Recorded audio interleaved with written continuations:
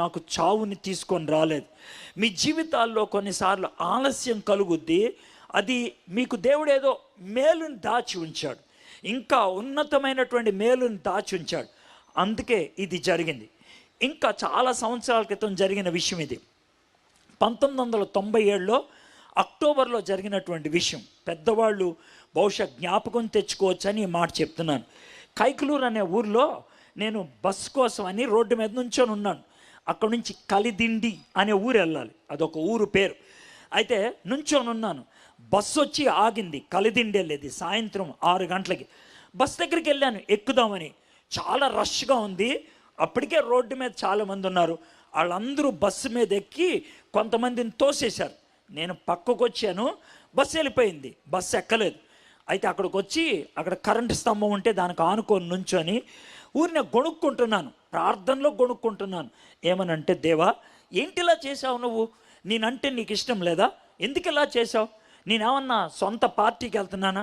కాదు కదా. నీ గురించి వాక్యం చెప్పడానికి వెళ్తున్నాను, మీటింగ్కి వెళ్తున్నాను.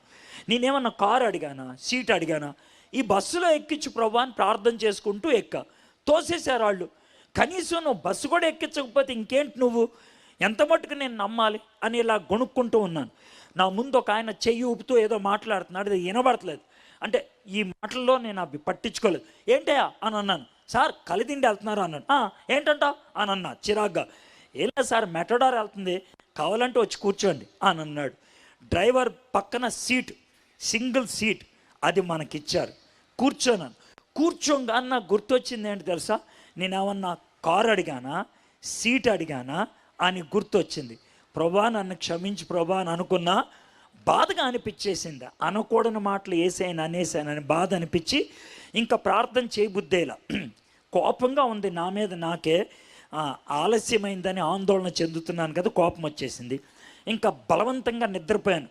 దేవుడు చాలా మంచోడు. ఎందుకంటే మన ఆవేదన పోగొట్టడానికి ఆయన మనకిచ్చేది అందమైన నిద్ర, అవునా కదా? ఆ నిద్ర ఇచ్చేశాడు. పడుకొని నిద్రపోయాను. కొద్దిసేపు నాకు చెమటకి లెగిసిపోయాను. లెగిసేటప్పటికి కారు ఆగిపోయింది. కలిదిండి వచ్చిందా అన్న. లేదు సార్, ఇంకా దూరం ఉన్నది. మరి ఎందుకు ఆపారన్నాడు. సార్ ఏదో ట్రాఫిక్ ఆగిపోయింది సార్ అన్నాడు. అని అంటే ఏమైంది అని గబగబా డోర్ తీసుకొని దిగి ముందుకెళ్ళాను. వెళ్తే 2-3 ట్రక్కులు అవి ఆగున్నాయి. ఆ తర్వాత చాలామంది గుమ్మిగూడారు. కొంతమంది అరుస్తున్నారు, కొంతమంది ఏడుపులు వినబడుతున్నాయి. ఏంటా అని ముందుకెళ్ళి చూస్తే అది రోడ్డు పక్కన పంట కాలువ ఉంది. ఆ పంట కాలువలోకి ఒక బస్సు జారి పడిపోయినట్లు తెలుస్తుంది. చూస్తే కాలువలో మునిగిపోయి ఉంది బస్సు, కొంచెం మాత్రం పైన కనబడుతుంది. అమ్మ బస్సు అని అంటే, అవును సార్ కైకలూరు కలిదిండి బస్సు అన్నారు. చూసా, అది నేను ఎక్కాలనుకున్న బస్సు.